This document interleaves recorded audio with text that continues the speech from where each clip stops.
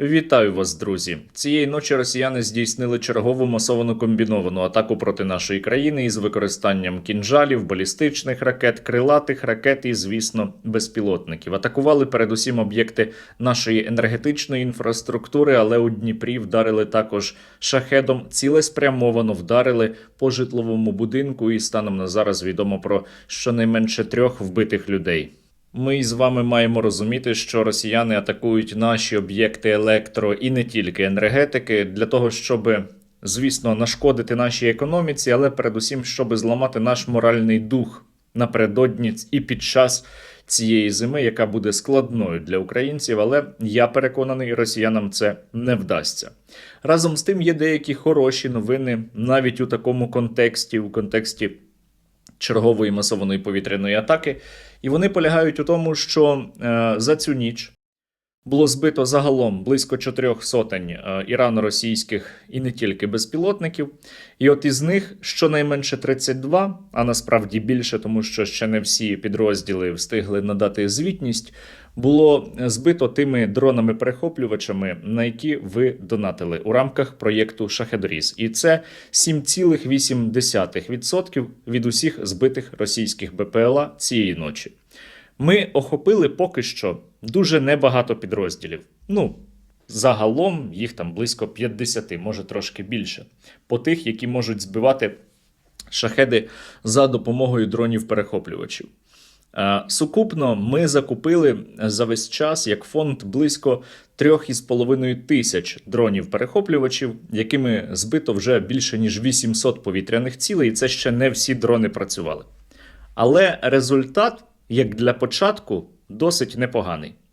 Тобто ми ще не вийшли і близько на ті рівні масштабування проєкту, на які маємо вийти, для того, щоб був вищий результат від застосування перехоплювачів, але перспективи дуже і дуже непогані.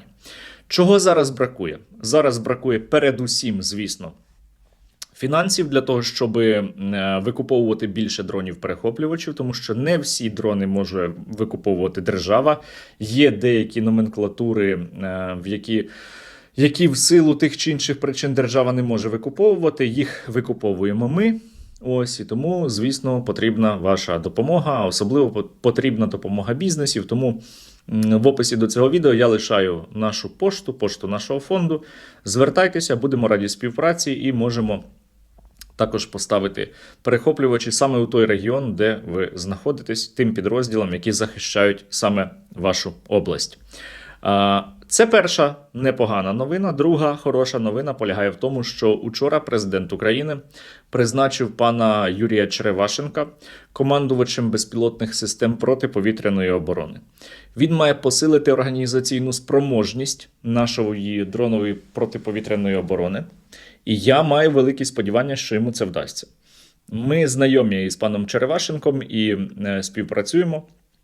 Він організував роботу одних із найефективніших підрозділів по збиттю шахедів дронами-перехоплювачами. І ми будемо, звісно, йому зараз допомагати, коли він вже став командувачем.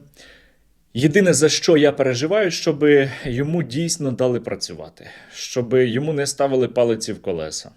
Тому що є у нас таке, що буває, коли військовий професійний, результативний заходить на посаду вище, то йому можуть ставити палиці в колеса, щоб обійдемося без пояснень. Коротше, так буває. Але ми зі свого боку будемо робити все для того, щоб пану Черевашенку теж усе вдавалося. Тому що я впевнений, що разом із ним при правильному підході і з нормальним забезпеченням ми до весни можемо дуже серйозно і відчутно посилити нашу протиповітряну оборону в частині перехоплення шахедів та гербер. Ось. Окрім того, Україна теж цієї ночі здійснювала атаку на територію так званої Російської Федерації, теж на об'єкти електроенергетичної інфраструктури. У Волгоградській області, я знаю, було знеструмлено низку населених пунктів. Росіянам в цілому не подобається СВО на території так званої Росії.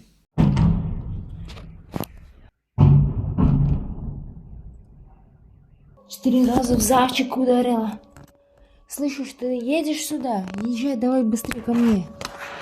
Бинокль захвати. Ну а я на цьому моменті маю вам нагадати, що у нас досі триває великий збір для Покровська, Мирнограда, Костянтинівки, Покровського, Гуляйполя. Ми маємо якнайшвидше зібрати 50 мільйонів гривень для того, щоб закупити для наших воїнів нові безпілотники. І вже зібрали практично 45 мільйонів. Сьогодні треба збір добивати, долучайтеся, тим паче, що за донат від 300 гривень ви можете виграти квартиру від компанії «Інжур». Посилання на збір я лишаю в описі до цього відео. Друзі, екіпаж Панама на зв'язку. Прямо зараз ми працюємо цими прекрасними оптоволоконними дронами по піхоті, укриттях, а також техніці противника на Покровському напрямку. Дуже просимо вас долучитися до спеціального збору від спільноти, який називається «Дрон-вестиція», для посилення Костянтинівського, а також Покровського напрямків, оскільки ситуація тут просто критична. Чим більше у нас буде ось таких прекрасних дронів, тим більше буде хороших росіян. Дякуємо за вашу допомогу і разом до перемоги. Хто не долучиться до збору і хто не підпишеться на мій канал просто зараз, той Віктор Орбан. Будемо сьогодні якраз про нього говорити, і не тільки про нього. Учора Орбан був у Трампа, вони зустрічалися, спілкувалися, і, на жаль, маємо погані новини із Вашингтона, будемо казати, як є, тому що Орбан домовився із Трампом про те, щоб і далі купувати російські енергоресурси. Я маю процитувати, що він сказав. Орбан, тобто. Отже, перше і найважливіше, що вдалося захистити зниження тарифів. Отже, в Угорщині залишатимуться найнижчі ціни на енергію в Європі. Ми створили всі необхідні передумови для цього, що конкретно означає, що у випадку з турецьким потоком і дружбою ми отримали повне звільнення від санкцій. Немає санкцій, які б обмежували б або робили дорожчим постачання в Угорщину звідти. Це загальне і безстрокове звільнення. За це Трамп зобов'язався купувати скраплений природний газ у Сполучених Штатів Америки за контрактами на суму близько 600 мільйонів доларів. Тобто тут Трамп, в принципі, зробив так, щоб це було вигідно і для Сполучених Штатів Америки. Але є багато але. Основне і ключове але полягає в тому, що якщо американський президент запроваджує санкції, а потім робить винятки з цих санкцій, то виникає питання, наскільки він готовий відстоювати свою позицію в плані тиску на так звану Російську Федерацію. До інших європейських країн Трамп так не ставився. Тут є подвійні стандарти. Він тисне на інші європейські країни, щоб ті повністю відмовлялися від російського газу та нафти, і це правильно, ми підтримуємо такий тиск, але, як ви бачите, Орбану він зробив виняток. І не тому, що Трамп якось переживає за Угорщину, і навіть не тому, що Трамп переживає за Владимира Путіна, а тому, що Трамп симпатизує Віктору Орбану, і, ймовірно, оцей виняток було зроблено виключно із оцих міркувань. Хоча нам із вами, звісно, від того не легше. Але Орбан заявив про те, що він буде далі отримувати російські вуглеводні через дружбу і через турецький потік. Ну, я скажу так, з дружбою, в принципі, Україна вже показала, що може розбиратися. І нехай не буде ніяких там вторинних санкцій і жодних наслідків з боку американської адміністрації у випадку, якщо Угорщина буде і далі купувати російські енергоносії. Але як вона купуватиме ці енергоносії, якщо, наприклад, не буде інфраструктури для доставки енергоносіїв? Є, щоправда, іще турецький потік. Але, ви знаєте, я думаю, що турецький потік також може захворіти в певний момент. Щось із ним може трапитися. Росіяни можуть своїм, наприклад, тіньовим флотом, танкером тягнути якір і зачепити трубопровід, як вони робили, наприклад, в Балтійському морі, коли вони переривали кабелі електроживлення та інтернету країн-членів НАТО. Тому, звісно, нам неприємно від того, що Орбан отримав ось такий виняток від санкцій. Але загалом, глобально, це картину не змінює. А картина зараз вимальовується така, що американський президент увійшов у фазу активного протистояння Владимиру Путіну, попри те, що Владимир Путін йому подобається все одно, як диктатор.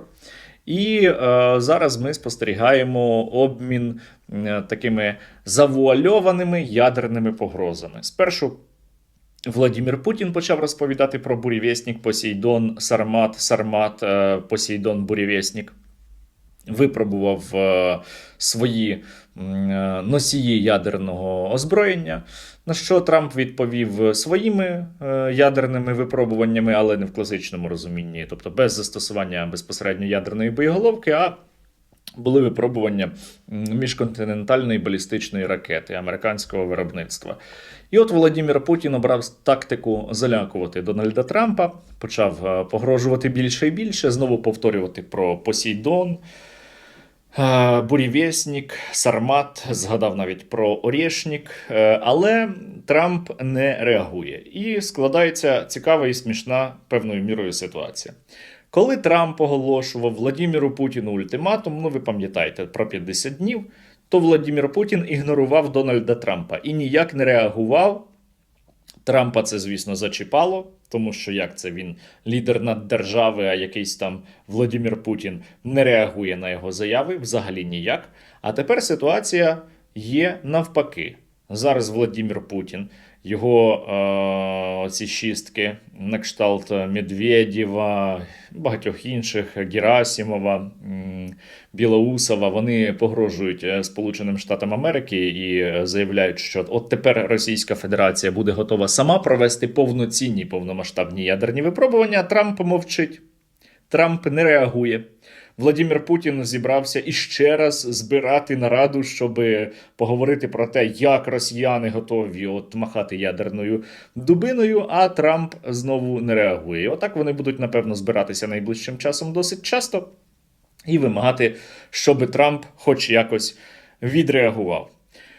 Разом з тим, зараз для Російської Федерації у відносинах із Трампом важливі не тільки оці ядерні погрози. І Владимир Путін намагається таким чином Трампа переконати, припинити взагалі тиснути на так звану Російську Федерацію і припинити санкції, які він запровадив нещодавно, які ще навіть не набрали законної сили, як то кажуть. Для Владимира Путіна дуже важливо зараз також показати Трампу і будь-які успіхи на полі бою. Тому він, як востаннє, неначе йдучи ва-банк, кидає нові і нові сили сьогодні на Покровськ. Тому що Покровськ для Владимира Путіна в його уяві має стати важливою геополітичною перемогою. Він має показати Трампу, що він не паперовий тигр, і що він здатний далі захоплювати український Донбас, Донецьку область. І тому, на думку Владимира Путіна, Трамп має відійти від України і зосередитися тільки на тому, щоб змусити Україну підписати капітуляцію, чого, звісно, теж не станеться. Стратегія Владимира Путіна у відносинах із Трампом дуже і дуже хибна. Тому я переконаний, і я про це вже казав багато разів, що Трамп навіть всупереч власній волі, не бажаючи того, все одно буде змушений більше і активніше сприяти або допомагати Україні. Ну а ми зараз із вами, друзі, маємо допомагати нашому війську і маємо поставити якнайшвидше до Покровська нові дрони камікадзе. Тому я закликаю вас долучатися до нашого збору, а за минулу добу наші воїни завдяки вам отримали ще 210 нових FPV. Ми батарея перехоплювачів безпілотних літальних апаратів 3-ї окремої важкої механізованої бригади. Дякуємо спільноті Стеренка за передані нам дрони Дрозд та Вінфлайт. Вони нам дуже потрібні. Дякую. Бажаю здоров'я. Я з батареї перехоплювачів БПЛА 23 ОМБР. Хочемо виразити щиру подяку спільноті Стерненка за надану партію дронів. Разом до перемоги. Слава Україні! Бажаю здоров'я! Батальйон безпілотних систем «Ворон» 100-ї окремої механізованої бригади висловлює щиру подяку пану Стерненку та його спільноті за надані 70 10-дюймових FPV-дронів. Ваша допомога – це частина нашої спільної справи, яка дає змогу бити по ворогу ще більш ефективніше та захищати нашу територію. Дякую, що ви з нами. Слава Україні! Героям слава, друзі!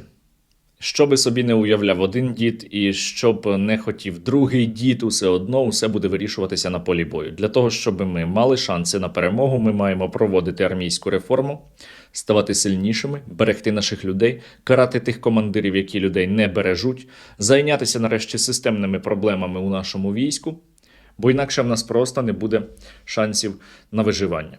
Ну і, звісно, всі ми сьогодні маємо бути у війську або для війська. Я закликаю вас і далі підтримувати Сили безпеки та оборони України.